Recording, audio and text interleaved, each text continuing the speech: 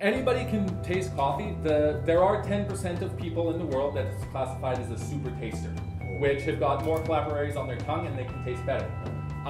But it's all training. So like whenever you're out eating food, take a mental note of what you're tasting. Try to identify it because it's all about creating a vocabulary of flavor. But an interesting thing on a genetic level is women will always be better at tasting coffee than men. They're already born within their DNA with more capillaries. So they will be able to taste better than a man ever will.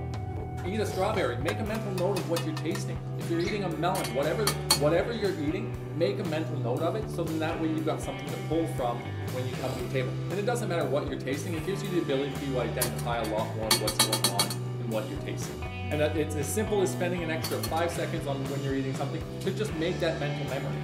Make that mental note for yourself, and then when you come back to something else, it'll just aid you in the long run. How would you know that when you buy a coffee? What was the first one? Like Washed, okay. pulp natural, and then natural. A lot of it all by taste, and then also by country. So Ethiopian's known for doing a lot of natural processed coffees. Okay.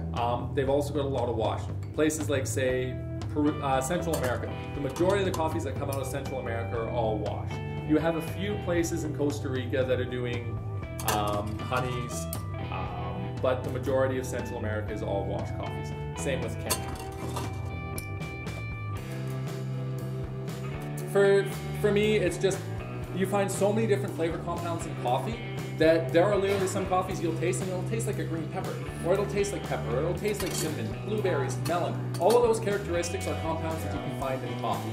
If you don't know how to identify it, because there's so much more going on in the cup, so if you don't know how to separate the flavor compounds, it's going to be a lot harder to try to identify. So what you start noticing in aged coffee is you start losing some of your intensities. Your body starts becoming a little bit more muted, a little bit more subtle, and you've got more of a, generally like a really old coffee, you'll get a lot of wood.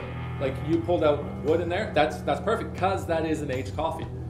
There is generally if you taste cedar, that's the one that people always seem to correlate with age. If you taste cedar, it's probably going to be a past crop coffee.